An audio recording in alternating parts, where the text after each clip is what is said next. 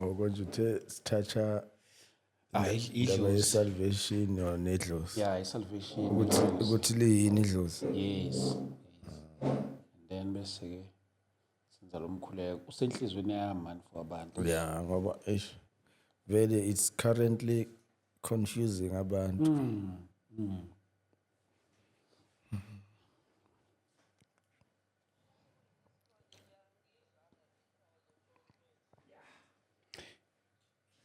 It's good to go. Put this flight mode. Okay. Ale vele ngene nje ngomkhuleko straight. Yeah. Baba siyabonga egameni lika Jesu Kristu waseNazaretha. uNkulunkulu wethu ophilayo. Siyabonga baba wethu muhle. Ngegama lika Jesu Kristu waseNazaretha. We surrender ourselves, O God. uNkulunkulu wethu namandla. We are the vessels. Ngegama lika Jesu Kristu. We pray, O God, that you use us for your glory. In the name of Jesus Christ. We pray us, O God. We pray that you use us for your glory. In the name of Jesus Christ. It is indeed not about the trends, not about anything else, but for your glory, O God. We pray, O Father, that even in this, O God, may your name be glorified. May your name be lifted high. Ngegama lika Jesu Kristu waseNazaretha. Baba wethu engcwele, sihlulekisa yonke imimoya engalwisana nomlayezo wakho. Ngegama lika Jesu, o Kristu waseNazaretha, esinomkhonzi wakho, uNkulunkulu oyingcwele. We pray that you cover him, you protect him in the name of Jesus Christ. Ngegama lika Jesu. Nale show ke Baba, we submit this show, O God, this episode unto you, that it may change people's lives, that it may impact people's lives. Ngegama lika Jesu Kristu waseNazaretha. uNkulunkulu wethu oyingcwele, siyabonga Baba wethu ukuthi nangalama waves uzoshintsha impilo zabantu. uNkulunkulu namandla for your glory. In Jesus' mighty name, we thank you, Lord. Thank you, Father. Amen. Amen. Amen. Baba Nkosi. Sibalikho. Ngiyaphila. Siyabonga. Hayi baba. Siyaphila. Hayi siyaphila kakhulu. Fundisi. Hey. uNkulunkulu uyakusebenzisa. Hayi uyakusebenzisa mfundisi uNkulunkulu. Hey, siyamkweleta, mina ngiyamkweleta kakhulu. Hey madoda. Sengivele nje ngithi kube angithi ukwazi ukubala inwele zethu. Yeah. Kusho ukuthi isikweletu sami singangale inwele. Unwele nonwele. Unwele nonwele. Luyisikweletu sokuthi uyangikweleta. Yeah, hey, we thank God. I've been contacted by different platforms, media house, amanye sengikhohle nokuthi awubani abebengithinta bengifuna wena. And then nyawo futhi kwayi-One Gospel neSoweto or iDumisa, between the two kuye ngihlula ukubahlukanisa. iSoweto or iDumisa, but phakathi kwalawo ma-TV lawo bake bangithinta nabo bengifuna wena. Yeah, so I've been referring you. Sengicela sengiphendwe ngathi ngi-PA yakho. Hey, ngcono ngoba i-reward yakho isezulwini. Serious. Ngoba le ngathi ngikurewarda ngayo akusimina. Yes. Konke esikwenzayo uChrist. Wow. Yabo, so ngabe ngihlala ngayo mangithi fanele ngikuReward. Izobe ingalingani naloko uChrist ofanele akuReward ngakho. Yabo. Futhi is not about you. It's not about me. Yes. It's about his name. Yeah. What he has done for us. Yabo. So nje kumnandi ke mawusuthole this revelation yokuthi konke onakho ukunikeze yena. Ngoba awukhali. awukhali ukuthi hey bangidlile ngirojiwe Yes. akusiyo kwakho Yes. okwakhe. Ngiyafisa lapha noNkosi ke sikhulume ngedlozi, and I know ukuthi njengoba ngikhuluma nawe ngikhuluma nomuntu o very relevant kuyona le topic ngoba nami igama eli-right mangizothi usevile kuyona into yedlozi ikakhulukazi usaseyinyanga. Phela ngithi ngeke ube inyanga ungalikhonzi idlozi. Qala lapho. Maybe mhlambe just to ukuyakhela nje into eright. Umuntu mayengathi oclueless ngempela mayengathi ngicela ingcazelo ukuthi yini idlozi. Idlozi ke liwumoya. Okay. Uzwile masifunda lapha ku John 4 verse 24. God is spirit. Yabo. So nedlozi liwumoya. Okay. Yabo. Liwumoya.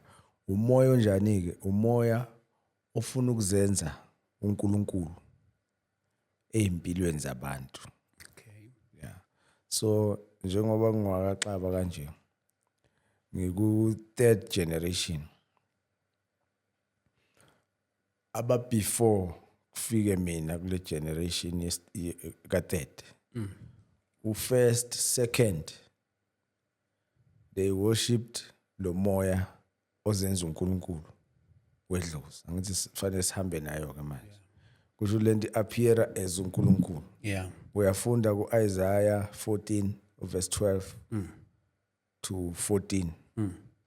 Uthi verse 14, I will ascend to the highest heavens and be like the Most High. Yamuzwa. Ngitheni mina God is spirit. Yeah. Nalo moya wenzani? Uzenza uNkulunkulu. Kusho nawo uyini? Uspirit. Esizenza uNkulunkulu. Yabo. So mawufunda lama verses aphezulu lithi iBhayibheli uSatan uLucifer how he was cast out from heaven. Shuthi waxoshwa. Yabo. Mawufunda ko Revelation yakutshela ukuthi a fight broke out.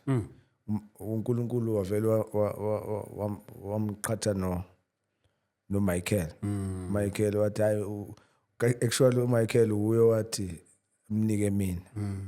Yabo. Within 3 minutes wamkhiphela ngaphandle. So mayiphuma uphuma exoshwa akayedwa. Lithi iBhayibheli uthathe i-third ye-population. Sure. Yabo. Yibo laba ababa ama fallen angels. Fallen demons. Abahambe naye. So kusho ukuthi yena uzo actor as a god kubo. Uzo issueisha ke ama instructions. Yabo. So mawusufunda ke immediately ufunda uExodus 20. Okay. Okay. Exodus 20. Immediately ke mayisexoshiwe. Angithi uyabona ukuthi uphuma ne-third population. Yeah. Yeah. Third ke iningi kakhulu. Akusinto encane. Yenamba. 20. Exodus 20. Verse 1 to 6 nje. Mhlambe masingamcover wonke masesha. Okay. And God befunda. Okay, no, it's fine. And God spoke all these words. I am the Lord your God, who brought you out of Egypt, out of the land of slavery. You shall have no other gods before me. You shall not make for yourself an image in the form of anything in heaven above, or on earth beneath, or in the waters below. 5. You shall not bow down to them or worship them. For I, the Lord your God, am a jealous God, punishing the children for the sin of the parent to the third and fourth generation of those who hate me. 6. But showing love to 1,000 generations of those who love me and keep my commandments. Yeah. Uyabona ke ukuthi uthi kubuya ukuthi have no other gods besides me. Exodus. Seqoshiwe. Uthi I'll be like the most high God. Uhamba ne-third ye population. Yabo. Uyayibala indawo azoyi-occupy. Yeah. Yabo. So uNkulunkulu uyayiveza naye la. Yeah. Ukuthi any graven image in the likeness of anything that is in heaven above. Utheni I'll be above the stars. Yabo ukuthi that is heaven above. Yabo. Iyo leya rem le eku Ephesians 6:12. Yeah. Yabo. Eku heaven above. Occupy that realm. Lengithi mangithandaza ngemic. Kuyakhalwa lapho. Yabo. So wakwenza yena yabona ukuthi uviolated lo mthetho immediately. uNkulunkulu useyazi ukuthi usehleli la. Yabo. Usekhandele I-throne. Yabo. Uyasuka futhi. That is in the earth beneath. Yabo. Phansi komhlaba manje. Or that is in the under the earth. Yes. That is in the water under the earth. Yeah. Yabo. Laphayana la esibuya khona. Underworld. Yabo. So ke mase kuthiwa umuntu ungenwe idlozi. Uyabona ukuthi bazothi idlozi lasemanzini. Ungenwe idlozi lasemanzini. Uyayibona? Fanele ayophahlelwa emanzini. Or ayongena olwandle. Or ayongena ku waterfall. Yabona? Yini? You are bowing yourself according to verse 5. You shall not bow thyself to them nor serve them. Uzule nawe introduce ngokuthini la okade userve khona. Yabona ukuthi truly I was serving them. La uNkulunkulu etheni abanye uNkulunkulu lapho. So ke imoya konjani ke you can't serve into engasiyo uyiworship into engazenza uNkulunkulu. Idlozi lenzani liyakhonzwa. Yabo. Liyakhonzwa. So ngamanye amagama alisi umuntu wakini idlozi. Yeah. Yabo. Abantu bakini yibo kade bekhonza lowo moya. That is why I visit the iniquity of the fathers upon the children unto the third and fourth generations. Yabo. Abawona amadlozi bona. Bebe ngenwe umoya wamadlozi or bebe khonza lona idlozi. Yabo. So ingena lento traditionally ke manje. Yeah. Yabo. Mawufunda ku Revelations 13. Okay.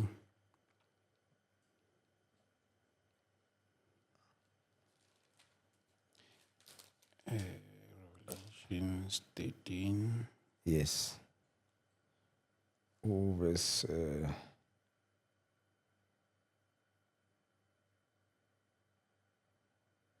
right. Right, ake siqale nje ku verse 6 ne. Okay. And he opened his mouth in blasphemy against God, yabo? And them that dwell in heaven, la xoshwe khona. Blasphemy against them that dwell in heaven and against God. Right? To blaspheme his name and his tabernacle. And them that dwell in heaven, yabo? Yeah. And it was given unto him to make war with the saints and to overcome them. And power was given him over all nations, kindreds, and tongues, and nations. Ever? Given power over all kindreds, and tongues, and nations. Nations. And all that dwell upon the earth shall worship him. Yabo? Wow. whose names are not written in the book of life of the Lamb slain from the foundation of the world. If any man have an ear, let him hear. He that leadeth into captivity shall go into captivity. Right? He that killeth with the sword must be killed with the sword. Here is the patience and the faith of the saints. Right? Masufunda verse 11, I beheld another beast coming up out of the earth. Yabo? He had 2 horns like a lamb. He spake as a dragon. He exercised all power of the first beast before him, and caused the earth and them which dwell therein to worship the first beast, whose deadly wound was healed. And he doeth great wonders, so that he make fire come down from heaven on the earth in the sight of all men. 14. He deceiveth them that dwell on earth by means of those miracles which he had power to do in the sight of the beast, saying to them that dwell on earth, they should make an image of the beast which had the wound by a sword and did live. 15. He had power to give life. Low power to give life. Any version, he has power to give spirit. Kushuti, he had power to initiate. Then 80, the power to give breath. Breath. Yabo, breath. What do you breathe? Umoya. Yabo. Umoya. Kushuti wenzani uyawufaka to everyone on earth. He wants to be worshipped. So breath, life, there's no life without breath. Yeah, without breath, no life. There's no life without spirit, without air, without oxygen. That the image of the beast should both speak and cause that as many as would not worship the image of the beast should be killed. That is why ingancingike lento. Abanye liyabahlanyisa mayengafuni ukulithatha lamunye limbulala ekhalweni akasakwazi ukuhamba. Yabo uthi forced everyone to worship. So ke ifuna ukuveza ke all right 16, he caused all both small and great, rich and poor, free and bond to receive a mark in the side, in their right hand, in their foreheads, that no man might buy or sell, save he had the mark or the name of the beast or the number of his name. Now, verse 18. Yeah. Here is wisdom. Let him that had understanding count the number of the beast, for it is the number of a man, and his number is 666. 666. Yabo. Le ndoda le exaltayo. Yabo. So ngamanye amagama Revelation 13 lokhu uyazivezela ukuthi it wants to be worshipped. Umoya. We are initiate to everyone. Small, rich, poor. Kodwa yenzani la? Ima uyifunda verse 7. Iza nge-tradition, iza nge-culture, iza nge-background. Yabo. Then ke kusho ukuthi ke njengoba sithi ke silidefine ke legama ngesizulu ke manje. Angithi iyakuvezela ukuthi into oyikhonzayo is an idol. Yeah. Kusho ukuthi ke ligama uthi mawulibhala bese uyalifunda ngesizulu. Ake silibhala ngesilungu. IDOLS. Abanye bathi IDOLZ. Yabo, idols. Yeah. Then mase lizohambisana nathi manje. Angithi iyakhonzwa lento. Yes. Sesilifunda ngesizulu ke manje. Idlozi. Uyabona ukuthi idol. You worship. Yeah. Idlozi. You worship, uyalikhonza. Yabo. So ke ukuze bazo understand abazalwane ukuthi uhlukanisa kanjani. Angithi ke sekuthiwa ke nayi ingane ingenwe idlozi. Lesakwazi ukufunda esikoleni.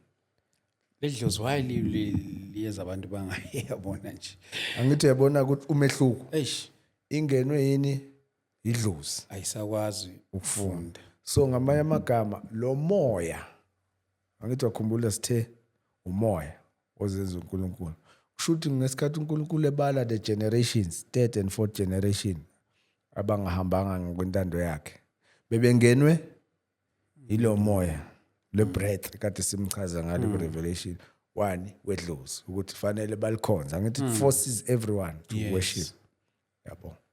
So umoya akusu umuntu wakini. So ke mawumenzela umchazela umuntu ukuthi ke if umkhulu wakho noma uma wakho noma ubani useshonile kade ugogo wakho seyashona sekuvela yena emaphusheni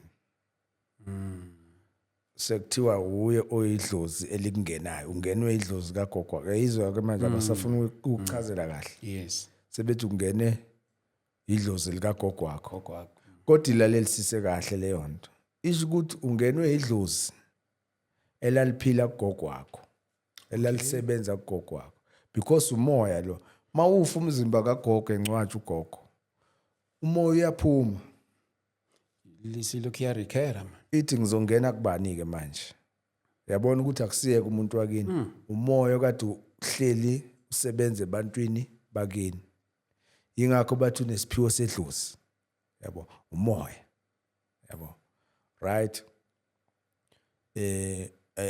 I hope ukuthi bayakhona ukulandela masisithi ke ugogo mayekuthanda eshona ekuthanda do you think ke usengakushayisisa ngemoto gogo wakho ekuthanda awuphula umshado wakho awuchithe akwenza ungakwazi ukufunda esikoleni akwenza ungakwazi ukufunda akukhiphe emsebenzini athi ngoba wena ufuna ukogida yabo uyabona ukuthi umoya we-destroyer loyo yabo uzele ukuzotshontsha i-destiny yakho still kill and destroy your life your body mawuyegulisa mawushayisisa ngemoto ukwenza uluza izinto stealing yabo so ke akusumoya wakini umuntu wakini ngeke noma ngabe phila ngeke uthi ufuna ukugeza izitsha ngoba ufuna ukugeza izitsha bese uma wakhe akusaha isandla ngoba wena ufuna ukusebenzisa izandla hayi ngeke yabo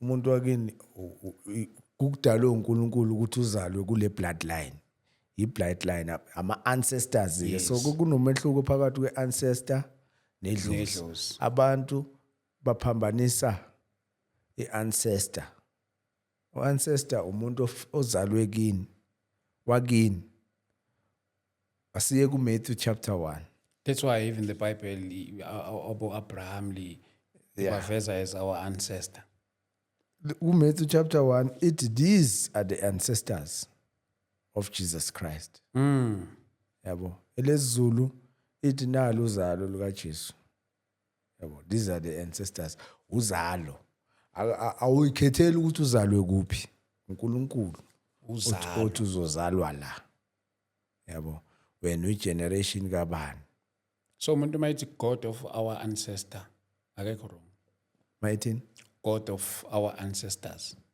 yeah kodwa depend ukuthi uNkulunkulu our acceptor as who accepted the ancestors who lived by faith yeah yabo the ancestors of faith that's why mawufunda uGenesis chapter 12 I think ngesizulu emnandi bazoyizwa kahle okay abazalwane Genesis 12 verse 1 to 3 ne okay uJehova wathi kuAbraham phuma ezweni lakini nasezihlotsheni zakho nasendlini kayihlo uye ezweni engiyakukhombisa lona ngiyakwenza isizwe esikhulu ngikubusise ngenze igama lakho libe likhulu wena ube isibusiso yabo ngiyakubusisa abakubusisayo nokuqalekisayo ngiyakumqalekisa imindeni yonke yomhlaba iyakubusiswa kuwe yabona uNkulunkulu uyamkhipha kule background yabo uyamkhipha kule background yakubo because ubaba wakhe naye wayenyanga wayenama gods wayenezithixo zonke wathi yindaba ungaphuza imbiza uyoze ube ikhehla ungatholi ingane umfowabo ngithi ambona ukuthi wayithola amawele kodwa wagcina ethi ngiyahamba mina ambamba ngenhliziyo.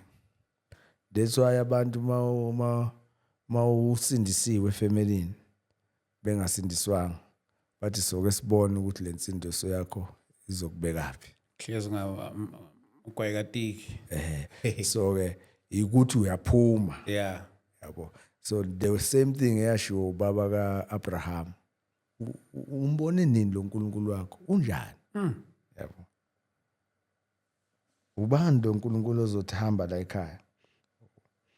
So masifunda ku Leviticus 26. Yeah.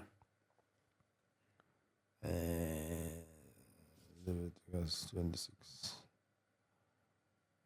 Verse 39 to 42. Ngithi ubuze ngama ancestors. Yeah. Verse 39. Abaseleyo bakini bayokonda ngobubi babo. Sure.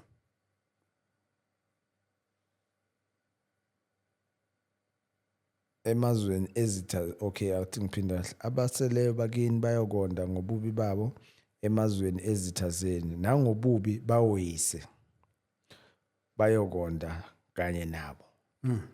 Bese verse 40 bayokuvuma ububi babo nobubi bawoyise ngeziphambeko zabo abaphambeka ngazo kimi nokuthi njengokuba bahamba bephambene nami ngahamba ngiphambene nabo ngabayisa ezweni lezitha zabo. Uma ke inhliziyo zabo ezingasokekile zithobeka besamukela isijeziso sobubi babo ngiyakukhumbula isivumelwano sami noJakob lesivumelwano sami noIsaac lesivumelwano sami noAbraham ngiyakusikhumbula ngilikhumbule nezwe.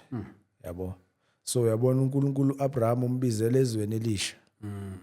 Yabo uthi ngizokwenza isivumelwano nawe uzokuba isizwe esikhulu ngokubusise ube isibusiso. Yabo. So kuma iseba isibusiso sekuyazalwa uIsaac sekuzalwa Jacob. Yes. Abazange baphile ngebackground kaAbraham. Bavele bathatha from Abraham. Ukuthi ubaba wayiphila kanje. Thatha kiwo kuyena. Yeah, so it's a direct covenant uNkulunkulu ayenza nale generation through Abraham. So thina singena lapho ke. Yabo. Yokuthi ke nabo ke abama ancestors of faith ababiziwe bakhishwa sesichuma kubo. Yabo, these are our ancestors of faith. Ngoba liyaveza la verse 39 ukuthi abakithi bahambe bephambene noNkulunkulu. Yabo. Bahambe bephambene noNkulunkulu ba-apply uExodus 20 baba nabanye uNkulunkulu emanzini entabeni kokuphi. So ke uyaboneka abantu bayakhuphukela entabeni bayolanda amandla entabeni baye emanzini bathumela sekushoda nje ukuthi afakwe emanzini. Yes. Yabo. Yeah. Naphansi. Yebo. Kodwa uyasho ukuthi kunoNkulunkulu wakhona lapha kunoNkulunkulu wakhona kunoNkulunkulu wakhona. O supreme God wakhona yilo ozenza uNkulunkulu. That is why noma umuntu eseshonileke abanye baba namaphupho bathi umuntu akangenile edlozini. Angise kuyashiwa ke manje sekuba straight forward ukuthi ushonile umkhulu ushonile ubaba owashona ngengozi.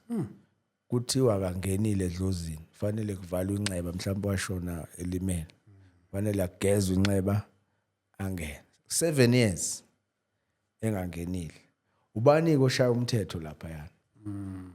Uyabona ukuthi yili idlozi elishaya umthetho lapha akusiba abantu babakini abashaya umthetho bezwa ngalo ukuthi angeke angene lo muntu wakini la enje.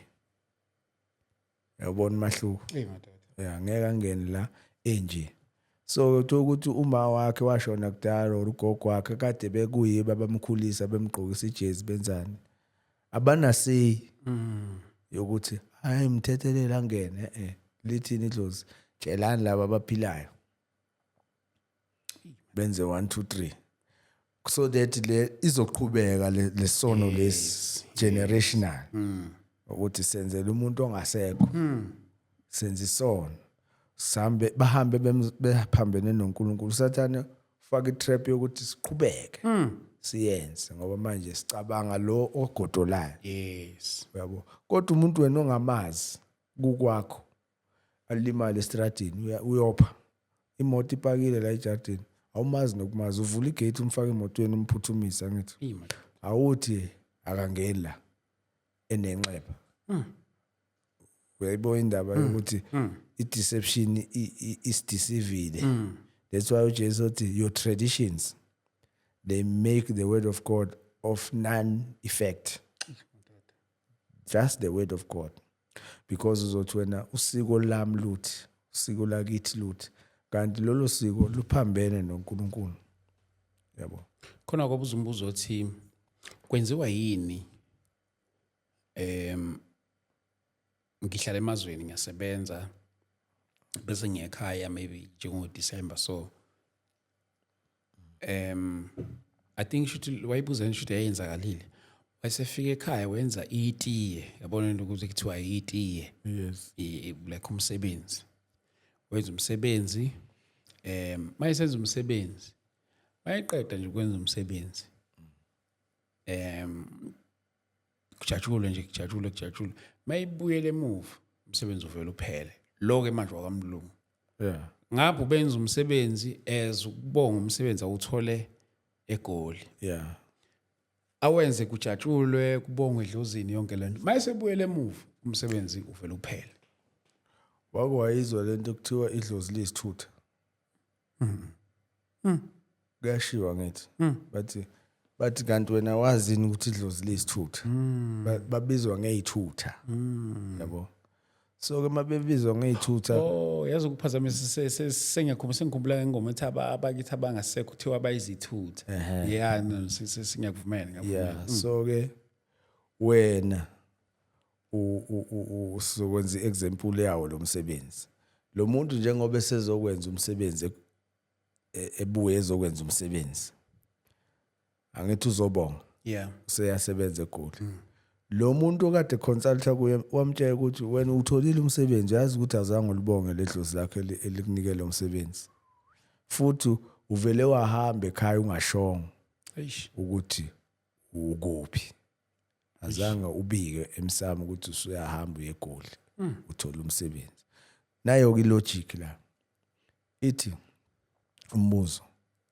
if usephelele umsebenzi kodwa ubebonga yebo how come ledlozi limnikeze lo msebenzi lingazi ukuthi uyasebenza eGoli ngoba yile limnika umsebenzi kodwa kumele ayobika abonge ukuthi hayi sengihlala eGoli ngiyasebenza ngiyabonga ngomsebenzi eningiphe yona ngiyaxolisa ukuthi ngihambe ngingashongo thatha leso statement ngiyaxolisa ukuthi ngihambe ngingashongo ngiyashweleza ngiseGoli ngithola umsebenzi esaqede sakhuluma thiwe abonga ukuthi uthole umsebenzi yes abonge ledlozi kodwa kuthiwa liyafika mayimenzisa umsebenzi lo muntu uthi hamba uyokwenza umsebenzi wobonga kujatshule ubonga ukuthi lekuphi umsebenzi kodwa kuthiwa on the other hand liyafika ledlozi lithi zomkhotha limthole ekhaya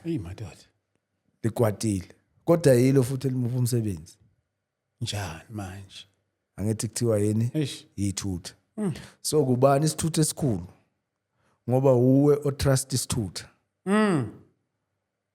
uspende 12,000 30,000 utsheliwe ukuthi labantu bayithutha uspend a lot of money kuyona futhi lento wena ungamthuma nje umuntu nge-ATM card uthi nayi i-ATM card awungifakele full tank emotweni bakutshela ukuthi isithutha lo muntu kodwa uyakwazi ukuthi uyobonga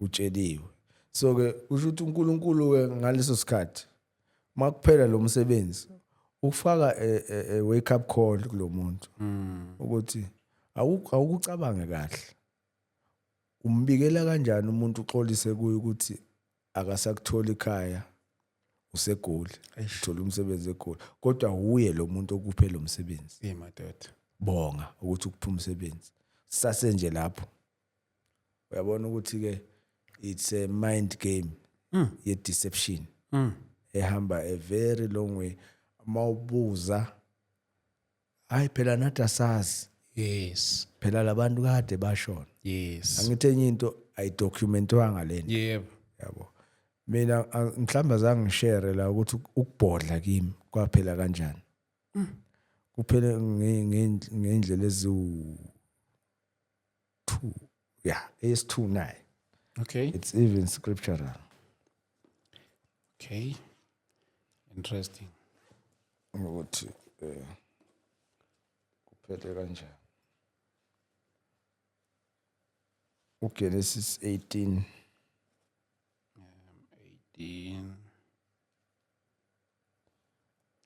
mhlawumbe kuzomela ngiqale ngichaze kuqala ukuthi kuphele kanjani okay ngeke ngachaza lapha yana ukuthi bengihlala ngivakashelwa amakhehla u3 angithi afika ngifundisa imithi fundisa ukuthi umkhovu wenziwa kanjani konke esikhatini esiningi bekufika same makhehla 3 aba u3 so lelanga leli ke ngizovuka sekuphele ku notice nje ukuthi hawo akusekho lokubhodla yabo I think irrelevant from lento yedluzi okay le ukushare le testimony bayafika lamakhehla u3 abengifundisa imithi athi kimi khuluma elilodwa belihamba phambili lawa u2 atete izandla kanje umunye ngapha khuluma lo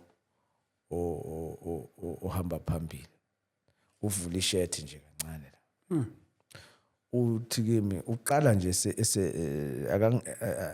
uqala sengibuza ukuthi kodwa njenge accusation uthi njengoba ngisho nje ukuthi kodwa wasuvela usilaxaza nje kanjalo nje wena yabo sesikunikeza amandla ngaka sakufundisa izinto ezingaka wena wasilaxaza kanjalo yabo so nami ngiphendula into engazange icabanga ngoba ngithi kusephusheni ngithi mina hayi ngiyayizwa into enikhala ngayo kodwa manje mina njengoba manje ngikhonza uNkulunkulu njengoba ngikhonza uNkulunkulu kanje ngisindisiwe kanje ngiyamkholwa ngoba yonke into ayibhalile mase ngifika phambi kwakhe sengithola ukuthi yonke lento ayibhale phansi akusenjengoba kubhaliwe la at least nginabo ubufakazi bokuthi kuye ingani wena wawuthe yabo wena wawuthe ukuze wakubhala nakho yabo so ngiyamkholwa ngoba nginobufakazi obungakimi engizombuza ngabo ukuthi manje kwangasafana manje kanti lento ebhaliwe yona so sengithi kubo ke nina ke bupho benu ubufakazi ngoba ngiyayizwa yonke into enishoyo futhi niyakhala nokuthi nginilaxaze kanjani kodwa obeni ubufakazi buphi balento le eniyikhalelayo ukuthi naye ninginike yona ibe ngakimi nami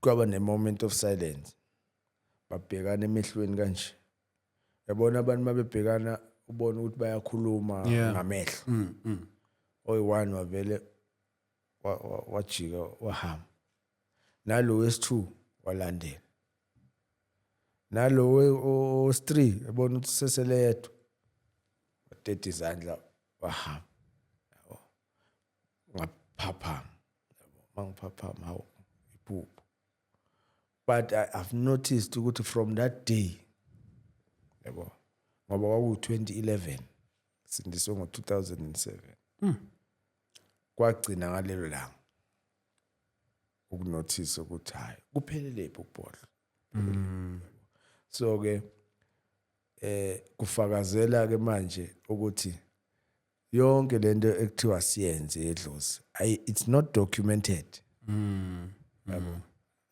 ayisekho indlela yokuthi wenza into ebhalwe phansi Yeah. ebhalwe ubani founder uyambona uyayifihla so esikhathini esiningi thiwa faka idlozi ekhaya Hey my dad. because umkhulu uyagodola Yeah. uyabona ukuthi yilo muntu owaxoshwa ongenakhaya ufuna abantu abazomfaka emakhaya abo bambize ngomkhulu bambize ngobaba ngoba waxoshwa kanandawo yabo Eish. so ke ulanda idlozi ulanda uSathane liya uverse 18 uthi 666 kodwa eza ngetradition Yeah. eza ngeculture yakho uyisangoma uyinyanga ukholelwe edlozini scripturally isatanism Scripturally, Satanism. yeah 666 mark kodwa eza ngeculture yakho ngetradition yakho icashe nje lapho because wenza izinto zenzeke uyabona that's why ku Acts chapter 16 verse 16 Okay. akusho ukuthi usukubona into engekho ku spirit realm everything iyabonakala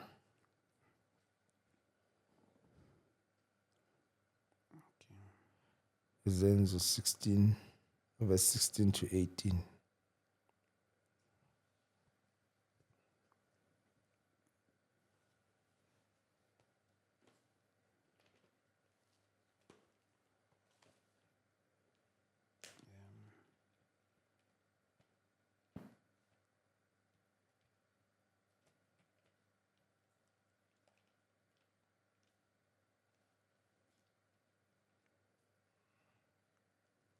Hey. yeah vele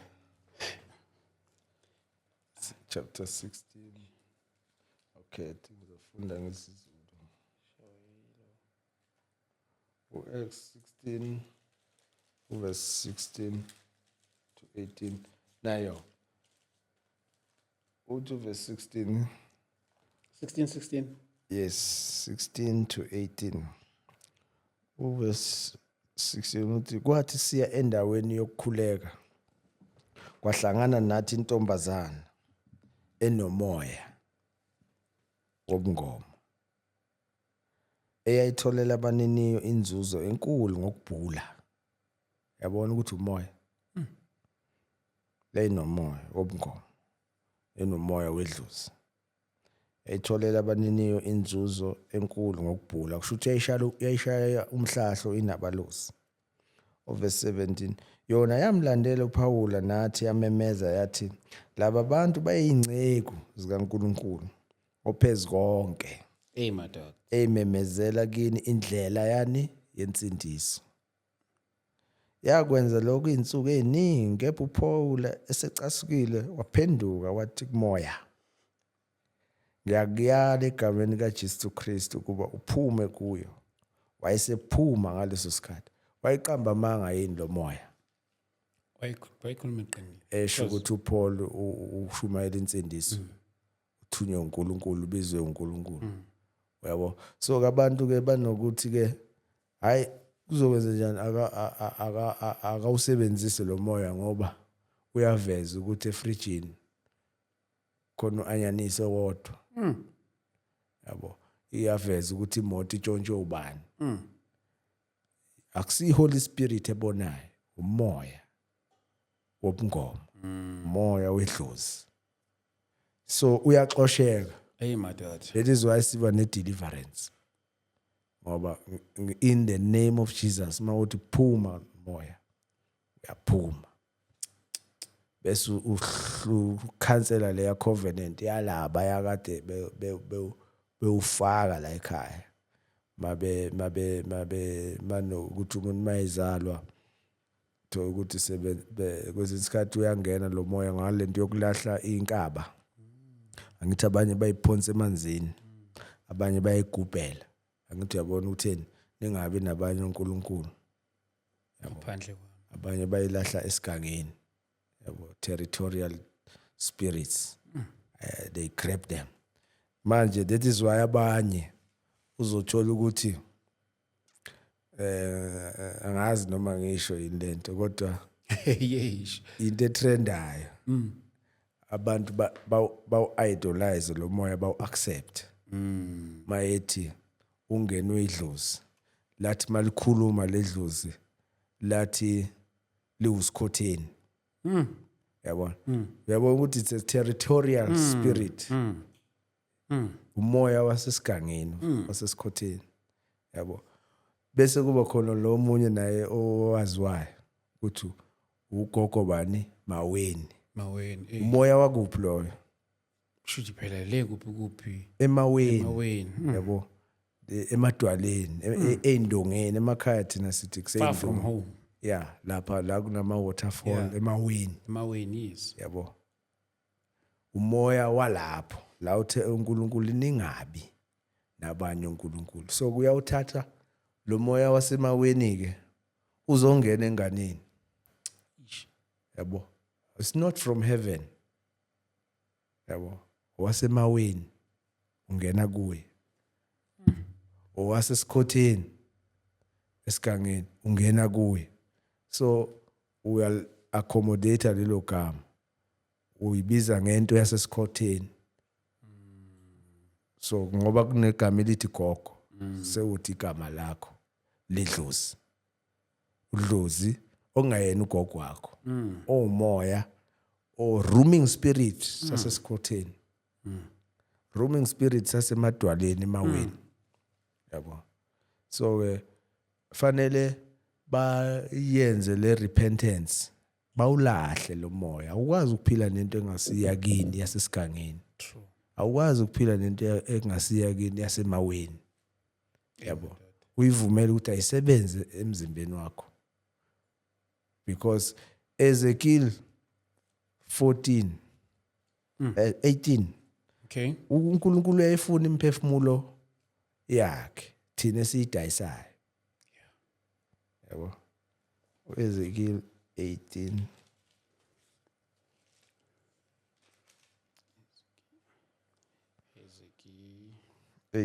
verse 4 mhlawumbe singayizwa ngale yakho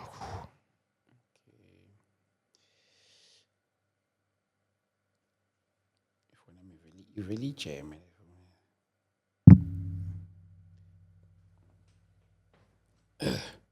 maybe mhlawumbe ngabe uyithinta ngale yakho lami buye okay lithi behold verse 4 behold all souls are mine okay yabo all souls are mine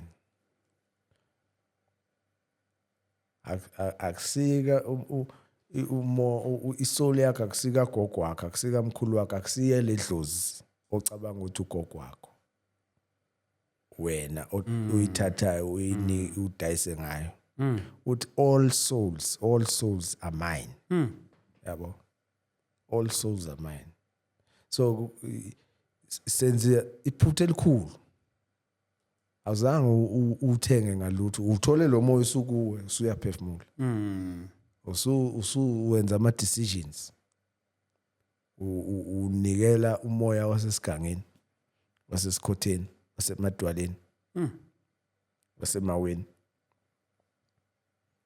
so kufanele abantu balazi iqiniso 2025 is the year of truth yeah yabo and the truth shall set people free uthi you shall know the truth and the truth shall set you free yes kodwa ke mongalifuna iqiniso na uphila ngamanga ayikho into azoyenza uNkulunkulu kwathi lona libekiwe la yeah you have a choice you have a choice is yours yeah so okay bengisafuna sorry kancane ngiyaxolisa khule bese ngithe uGenesis 18 lo what the 3-man visit le ukuthi ngishare nje ukuthi lamakhehla amathathu ukuthi uSathane as a copycat ukuthi naye wayesebenzisa lento ayenza kuAbraham uNkulunkulu yabo kusho ukuthi enye engihlekisayo ile yetshe ukuthi awunayo ibhaliwe eBhayibhelini ubonile ngiyakhumbula uyiquote before kodwa azange ngiyiquote scriptural ukuthi usathane uyithathaphi Oh, i-reference anga from the scripture. ngavele ngayisho nje mhlawumbe sobasherela abazalwane ulo Genesis 18 manje bese siya kuwe nje letshe ukuthi lo 3 men lo Genesis 18. Verse 1 to 10 kodwa ke sizwe uverse 10 mhlambe for the sake of time Hey, isikhathi siyabaleka. Hey. Then one of them said, I will surely return to you about this time next year, and Sarah, your wife, will have a son. yeah yabona ke ngithanda ngeKing James la angithi babuya labantu ukuthi kodwa wazosilaxaza kangaka yabo la uthi and he said I will certainly return unto thee according to the time of life yabo time of life ufuna underline le time of life Time of life, yes. sizobuya babuya bathi wasilaxaza kanjalo sesize kuwe kaningi kangaka yabo kodwa ke mawufunda uverse 1 same chapter Genesis 18 uthi and the Lord appeared unto him in the plains of Mamre and he sat in the tent door in the heat of the day and he lifted up his eyes and looked and lo 3 men stood by him and when he saw them he ran to meet them from the tent door and bowed himself towards the ground beba ungakhe uNkulunkulu usebenzisa the 3 uzomvakashela ezomtshela ukuthi uSara uzothola umntwana nawe Abraham ngizokunikeza umntwana futhi ulethe imessage ukuthi sengifuna ukuyidestroya iSodom Sure. kodwa manje ngizama nje ukuveza le mhlawumbe bazoyifundela abazalwane Genesis 18 verse 1 to 10 ukuthi 3 men why 3 men Yeah. yabona usathane as a copycat uyithathile 3 men ukuthi azovisita Nayo ithatha like nayo yenza 3. uletha amakhehla u3 Mathatha. so le eyetshe ke Revelations 2:17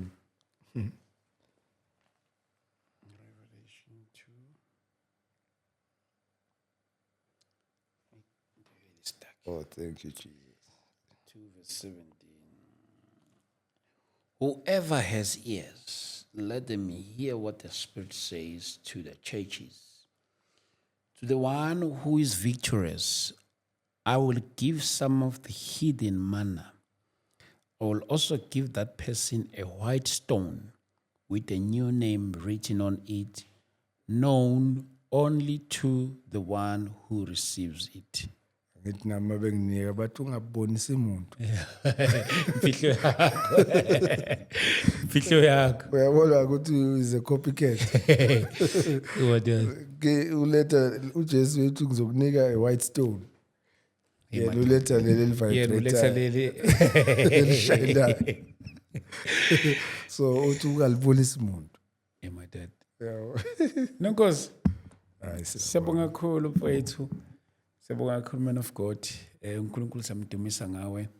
Bengingacela ngathi ngizocela ukuthi usenzele umkhuleko. Usenzele umkhuleko wokwamukela uJesu for abantu bakaNkulunkulu who are watching. Abanye abangenalo ithuba abangalitholanga ithuba lekesontweni lokuthi bakwazi ukwamukeliswa uJesu. Abanye ke nezathu ezihlukene ke ezinye singeke sazazi. Kodwa I believe ukuthi uma suke sisenza izinto la online, we have people who relate to us, who relate to the show. Amen. Not in the name of a podcast, but in the name of administration. Yes. In the name ukuthi when I'm sitting with a guest here, a guest isuka minister, not just conversing, minister to people. So ke kungayiphutha elikhulu kuhleli emoyeni wami ukuthi engathi singabenzisa lo mkhuleko ukuze bakwazi ukuthi bamukele uJesu ebese udumo lenkosini. Amen. So ibaluleke kakhulu leyo nkonzo iyenza iministry yakho ibe complete. Yeah. And yenza ukuthi kube ne celebration in heaven. Yeah. kuba ne-celebration in heaven makukhona osindiswayo. Correct. So ngizocela nje ukufunda la kuLuke Okay. 24 Okay.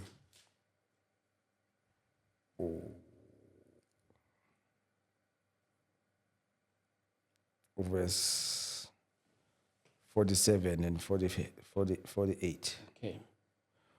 And that repentance and remission of sins should be preached Sure. in his name among all nations, beginning at Jerusalem.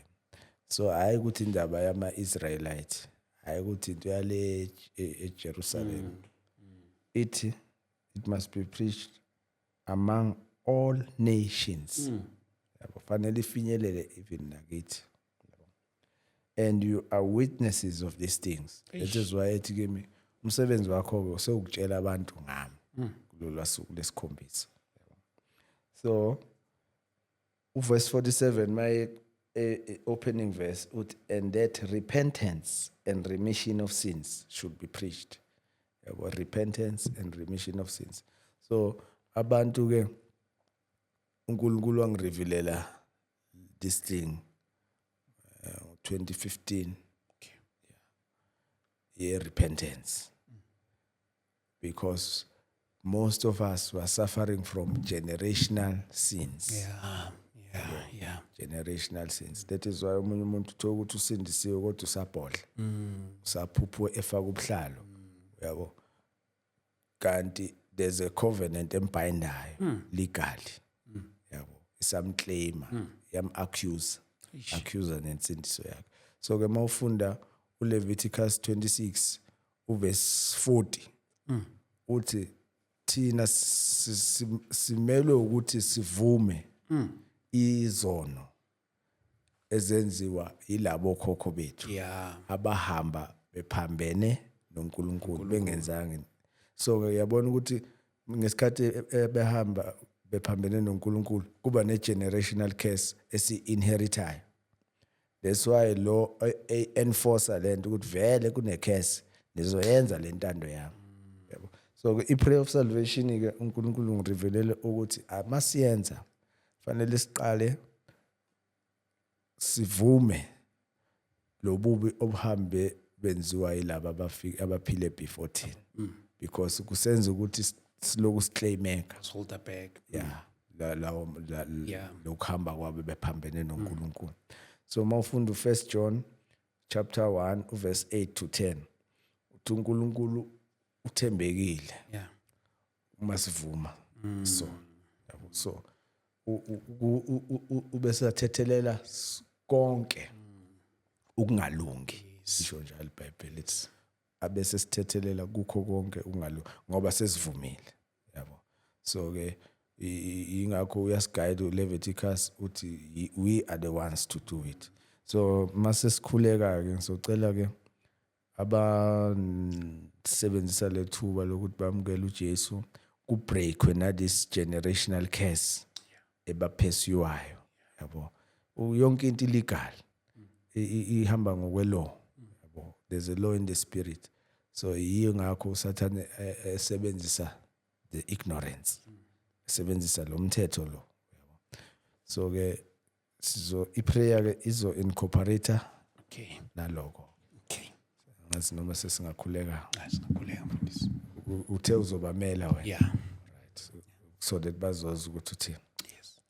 Uzosho ke uthi uNkulunkulu Baba. uNkulunkulu Baba. Ngiyabonga ngosuku lanamhlanje. Ngiyabonga ngosuku lanamhlanje. Ongipha lona. Ongipha lona. Wena Nkosi Jesu. Wena Nkosi uJesu. Ngiyakholwa ukuba weze emhlabeni. Ngiyakholwa ukuba weze emhlabeni. Wafa waphinde wavuka. Wafa waphinde wavuka. Wangishiyela ukuphila. Wangishiyela ukuphila. Okungunaphakade. Okungunaphakade. Namhlanje ngicela ungene enhlizweni yami. Namhlanje ngicela ungene enhlizweni yami. Ube inkosi nomsindisi. Ube inkosi nomsindisi. Wempilo yami. Wempilo yami. Mawuthethelele lonke amacala ami. Mawuthethelele lonke amacala ami. Thethelele lonke amacala abazali bami, Thethele lonke amacala abazali bami. uthethele lonke amacala okhokho bami, Thethele amacala onke okhokho bami. ususe zonke izibopho neziqalekiso Ususe zonke izibopho neziqalekiso eziphezulu kwempilo yami eziphezulu kwempilo yami naphezulu komndeni wami. naphezulu komndeni wami. Mawungihlambulule ungigeze Mawungihlambulule ungigeze ngegazi lendodana yakho ngegazi lendodana yakho enguJesu Kristu. enguJesu Kristu. Ungiphe ukuphila Ungiphe ukuphila okunginaphakade, okungonaphakade. ungigcwalise Ungigcwalise ngomoya wakho engcwele. ngomoya wakho oyingcwele. Amen. Amen. Thank you, Father. Wow. Thank you, Thank you, Holy Jesus. Spirit. Thank you, Lord Thank you, Jesus. Jesus Christ. Thank you for your children. We thank you, Baptize them, Lord, with your Holy the name of Spirit. Jesus Wash Christ, them. Lord. Purify them from the Igama crown of their likaJesu. heads to the sole of their We shall feet. walk with In the you name of Jesus Christ. never Heavenly look Father, back. let every curse, name every of evil Jesus. be uprooted. every curse Yes, that Lord, is in the rolling name of upon our Jesus lives. Christ. Oh, Give them a new we stand chapter, a against new it. We beginning. uproot it In the mighty name in of our Lord Jesus Jesus' Christ. mighty name. Heavenly Thank Father, you, we Father bless your God. name. In the mighty name Igama of Jesus likaJesu. Christ. Amen. Wow, Nkosi, siyabonga kakhulu, man of God. Hey, uNkulunkulu asigcinele wena. Amen. Yes. Amgcine nani Maybe just a reminder, your contact, bakuthola kanjani? or 073 449 7245. Facebook, Great King Ministries. Great King Ministries. Siyabonga kakhulu bazalwane bami, uNkulunkulu angigcine lapha emakhaya. And njengoba bengishilo ngithi kulabo abafisayo ngala eJoburg ukuthi singawenza lo mkhuleko simbiza umfundisi zoba ndawonye sizowenza this prayer of deliverance and everything nje. If ukhona ngala eJoburg, please do contact me 0788 417 844 ukuze mhlawumbe sizobona ukuthi ningaba bangaki. Mhlawumbe naseThekwini futhi mawuseThekwini, please do contact ngizo-check ukuthi bangaki eThekwini bangaki nangalapha eJoburg so that we can organize this thing. And don't forget ngomhla ka-29 March sizobe siseThekwini from 10 a.m. till late lapha no 139 Victoria Embankment. We are coming lapho ke sizothandaza egameni likaJesu Kristu. And if you want to partner with us, feel free. Singakujabulela lokho kakhulu 0788 417 844 to make this day a success. uNkulunkulu angigcine ke anibusise, aniphe ukuphila, aniphe injabulo egameni likaJesu Kristu waseNazaretha. Amen. Amen. Oh, kusetshenziswe namhlanje. Hayi.